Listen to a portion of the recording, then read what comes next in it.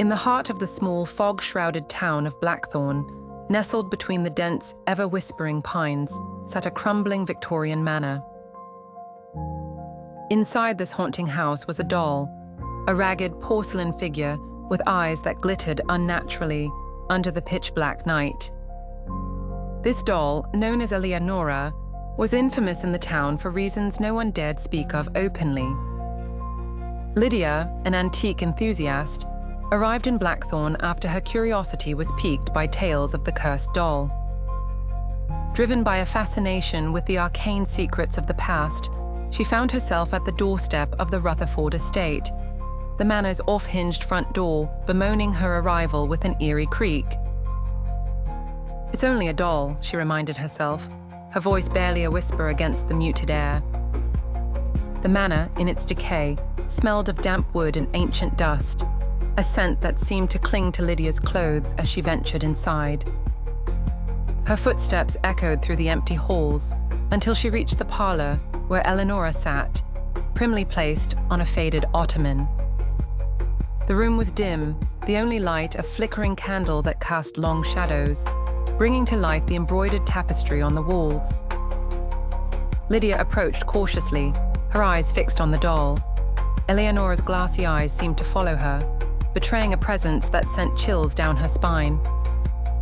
She tentatively reached out, her fingers grazing the cold, porcelain cheek. As if on cue, the candle flickered violently. The shadows danced more feverishly, twisting unnaturally around the room.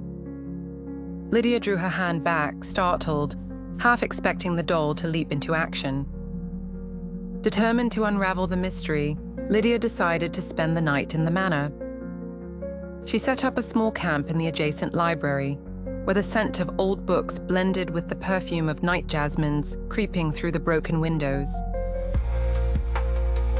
When midnight struck, a strange sound echoed down the corridor, a soft, rhythmic tapping. Lydia, clutching her flashlight, followed the noise. Her heart pounded in her chest, each beat a drum that matched her growing sense of dread. The tapping led her back to the parlor. Her flashlight beam caught the ottoman empty. Eleanora was gone. Panic set in as she scanned the room, only to find the doll had moved to a chair by the window, its head turned slightly as if gazing outside. Startled, Lydia darted forward, hoping for some rational explanation. Yet, when she approached, the chair was vacant. A chill crept over her skin. The doll was now seated at the grand piano, its lace dress untouched by dust. Whispers seemed to seep from the walls, faintly at first, then growing in intensity. "Leave! Leave!" they urged. Trembling, Lydia tried to compose herself. Realizing the danger, she decided to leave the manor at first light. As she turned to gather her belongings, she stopped cold. A hissing, unnerving laugh filled the room. Eleanora sat on the bookshelf now, her head cocked to one side as if mocking Lydia. In an act of desperation, Lydia grabbed the doll, intending to rid herself of its curse once and for all. But as she held it, she felt a powerful surge. Visions of past owners flashed before her eyes, each one lured by the same curiosity, ultimately driven mad. She let out a cry, dropping the doll.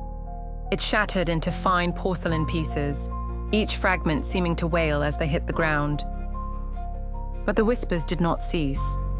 Lydia, frozen in terror, watched as the pieces began to stir on their own, slowly reforming under an unseen force. Understanding the doom impending, Lydia fled the manor, never looking back.